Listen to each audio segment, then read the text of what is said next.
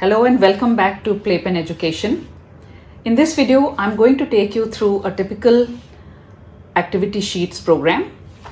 It starts with this page, and remember this is downloadable. So on the 23rd of every month, you will see that there is a new activity sheets program in place on the website, and it starts with this page and it tells you what the theme for the month is. So this theme that I'm taking up today is called Of Noses and Tails. Our themes are very interesting. They are very different from what you have seen in any program. And the name itself, Of Noses and Tails, is likely to arouse the curiosity in children and maybe also in you. And trust me, you are going to enjoy this whole program. It starts off with instructions for use. So a 2-page instruction is given at the beginning of every activity sheet program. And this outlines the detail, but you may not have time to go through it every time. So if you refer to this video, you will understand what this whole program is all about and how to go about it. So this whole program consists of 20 to 25 pages of activity sheets. And the age group is between 3 and 12. So you will find that according to the age of your child, now whether you're doing it in a school, whether you're downloading this as an individual for your child, there is something for everyone in this age group, right? So maybe the smaller ones may benefit more from art and craft program, but then let me tell you that there is no limit to the kind of exposure that we can give to a child at a very young age. Now, it has been scientifically proven that 90% of a child's brain development happens by the age of 5.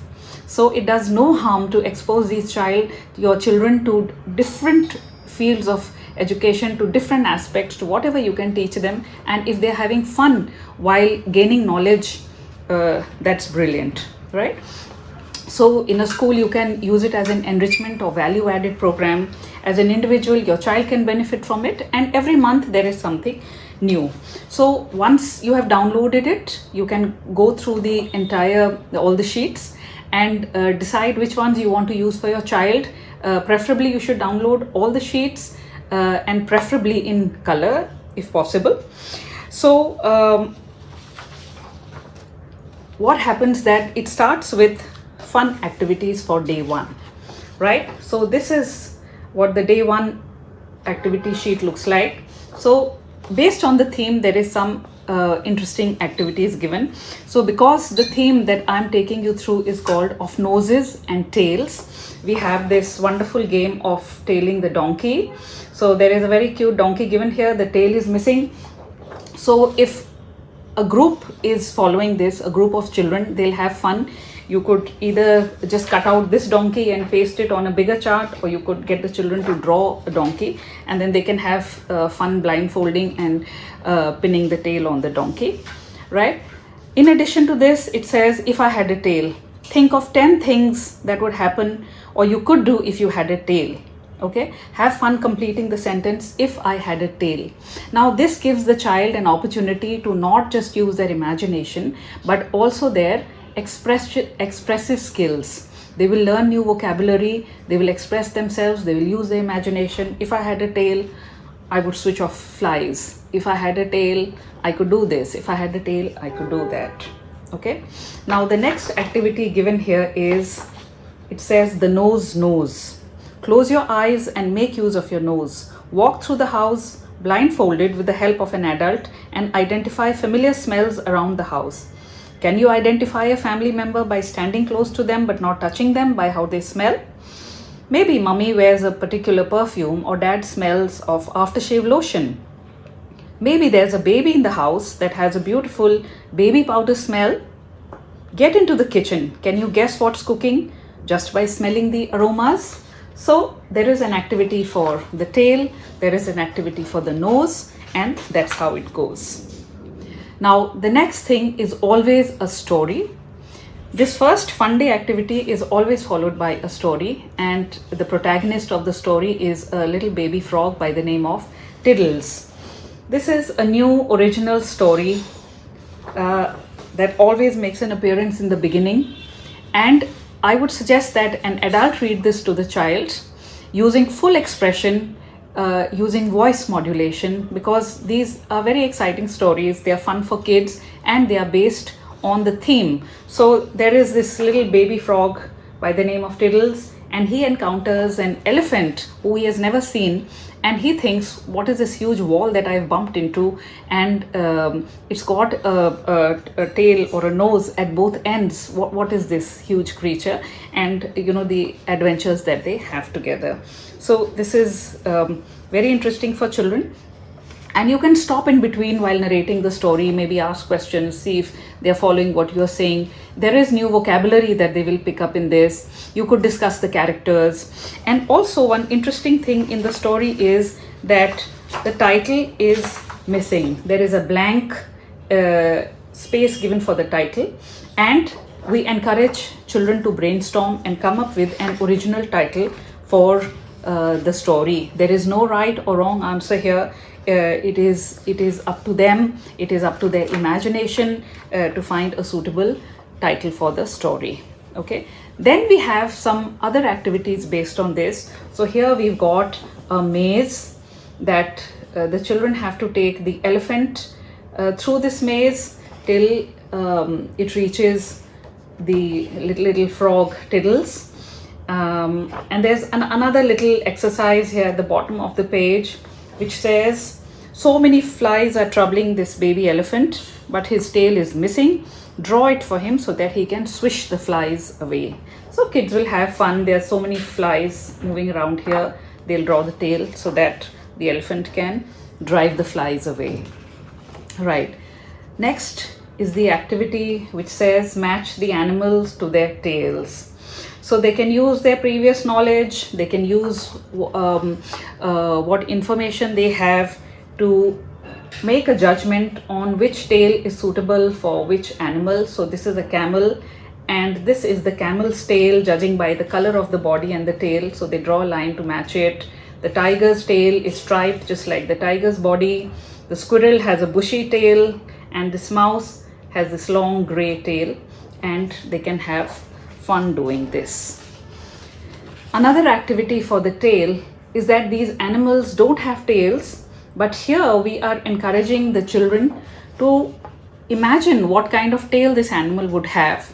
Again, we are encouraging them to think out of the box. They don't have to go by what usually, everyone knows what a cow's tail look like, but we are giving them the opportunity to come up with a tail of their own, a brilliant kind of tail, what their imagination drives them to give the monkey a tail, to give the alligator a new kind of tail, the giraffe, and they can have fun doing it.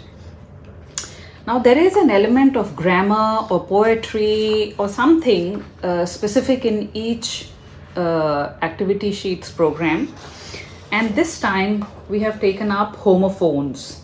The reason for this, now because the theme is of noses and tails, there has to be some connection. This is not done at random. So I have taken up homophones in this because the word tail can be spelled T-A-I-L, or there is another word with the same pronunciation, tail, which is spelled T-A-L-E. Both are pronounced in exactly the same way. They sound the same, but they have different spellings and they have different meanings. Such words are known as homophones, and there are many such words in the English language that sound the same but have different spellings and they mean differently. Just like no and no. One is K-N-O-W and one is N-O. Spelling is different, meaning is different, but the pronunciation is the same. So this is a homophone. So this can be new to them, or maybe they have learnt it at school and they can have fun revising it, going over it again, or adding to their knowledge, right? And then there is a little exercise to find out whether they have understood whether this pair of words are homophones or not, right? So you have weak and weak, W-E-A-K, W-E-E-K, which are homophones because they pronounce the same but spell differently, mean different. But there are words like chair and cheer. They are fairly similar, but they don't sound the same. One is chair, One is cheer. You may mispronounce into calling a sitting chair as cheer, but that's wrong. It's a chair, and cheer is when you go for a match and you are cheering your team. So they have to find out and analyze whether each pair of words here is a homophone or not. Next, there is something interesting for the little ones, which says, my nose can smell. So we all know that noses can distinguish between pleasant and unpleasant smells. So there are a number of objects given here, some of which smell pleasant and some which smell pretty unpleasant.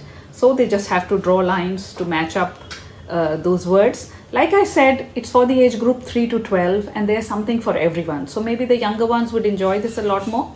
And to add to this, you could ask them for more examples of things that are unpleasant to smell at, that are pleasant to smell at, whether the room in which they are sitting can be made to smell pleasant, what could be unpleasant smells around them. Then we have art and craft. All children love this, and again, because the theme is of noses and tails, everything is related.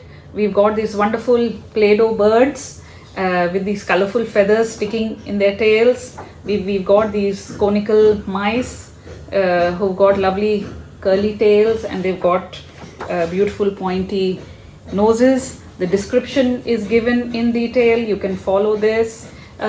These are mostly adult-led programs, so it will help, but the older children can do this on their own. And if you do not have Play-Doh, I would suggest you use atta. All of us we make rotis at home, we have atta, and if you just add food coloring to an atta dough, you can make all these wonderful things with it. For the smaller ones, there's a squirrel with a bushy tail, there's an outline, they can color it, or they can paste small paper balls in it, or you could paste some dal in it, just spread glue and get your children to stick different colored dals on the different sections of the squirrel. They could use dry soil, they could use sand, they could even use fryams or crisps for a textured look of the squirrel. Then there is some more craft, and you've got a very cute little bird with a long tail.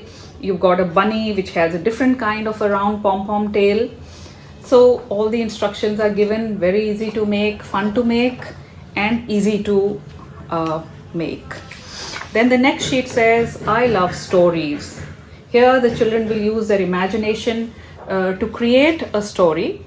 And it says, make up a story and narrate it to your friends. If possible, try to include the animals' noses or tails in the story. Maybe they use their noses to smell what's in the mysterious sack. So there is a sack in the middle of the picture, and various animals are surrounding the sack. Use your imagination to the fullest. Give all the animals name. Now these are story characters. They should have names. So we are asking the children to give all the animals names and write these in the space below the pictures. And like I said, all are in full color and they are going to enjoy this. Then we always have a fireless cookery section. So because the theme has to do with noses and tails, using a tail is a little difficult in a recipe, but definitely we use our noses in the kitchen all the time. And this time the children are going to make garam masala. Now this is a very, very flavorful masala that we all have in our kitchens, very easy to make. So all the ingredients are given. Now what happens in this, not only do the children actually get to create something, a recipe, but they learn the names of the different ingredients. They are learning the sequence of how a thing is done. So there's a whole list of spices given here, and whoever is the adult leading the program should use all these spices. They will actually do this hands-on. So there's coriander and cloves and cinnamon and cumin and nutmeg, and all have their own distinct look and their own distinct flavor and aroma. So the children, even the little ones, can be taught how to distinguish between these different ingredients in the kitchen and how they can then grind it all up into wonderful garam masala. Once they have done this activity, maybe the next day or 2 days later, they can take up this sheet in which the pictures of the different spices that they have used are given, and they have to just identify it and see if they can remember these. Okay, then we have a tiny bites section which involves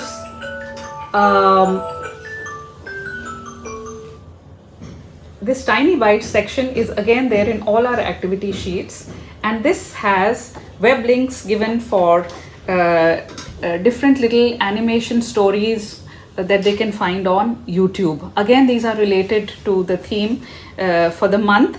So here there is a little story called Wag Your Tail, a tale of a tail, the fox without a tail. It's a moral story for kids. Goofy nose animals. So all these web links are given, or if you just type all these, YouTube will pop up this video and you can watch it. Then there are some fun tail facts given. What all do animals use their tails for? So they use it for balance, for defense, for navigation, for warmth and nourishment. So these are facts that children can learn from. Then there is always a science experiment, and this experiment is about how well can you smell. Again, based on the theme, has to do with noses and tails. So the experiment is outlined here, and what all you're going to need, what preparation you will need, how you're going to go about it is all given on this sheet. And then there is an observation sheet that follows it, where you will write down what you have performed, what you have observed. So it is very important to record your observation, and this sheet accompanies the science experiment. And in the end, the last few pages say instructor's notes. Now this is to help the adult. It's like a key to the whole program. You don't have to struggle to find the answers yourself. For instance, the maze is there on one of the sheets, and the solution to the maze is given. The tails of the different animals are mashed and given to you. The pleasant and unpleasant smells are put together in categories so that there is no mistaking. Is it or is it not a homophone? All the correct answers are given, so you can match this against what you have done to see how many correct answers you got or where you have gone wrong. And also all the names of the spices are given in correct order. The experiment is explained. What all you can fill in the observation sheet is also given. The observation and result is there. So first the children can be made to go through the entire program, and then you can go through these instructor notes, and these will help you through the program. So it's a comprehensive activities program. You've seen how many different subjects are covered in this, and each time the adult who is leading the program should get the children to talk about the experience. What are you doing? Even, like when you're going through the recipe, okay, so what is this, what are we doing now, what are we doing next, what does the final product look like, what does it taste like, what does it smell like. So as they're narrating these experiences and as they are talking about all that they are doing, they are enhancing their spoken skills, they are improving their language skills, they are accumulating facts, they are learning more about this, and they're having a good time while they're doing it. So do watch out the space. Every month on the 23rd, there is a new exciting theme and new activities, and yet at the same time you have the comfort that there are certain elements that are common to all activity sheets. So hope you enjoy the program.